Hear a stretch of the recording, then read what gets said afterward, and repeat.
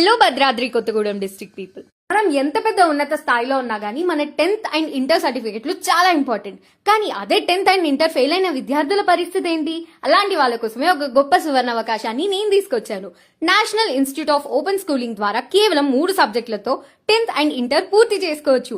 అది కూడా కేవలం 2 నెలల్లోనే.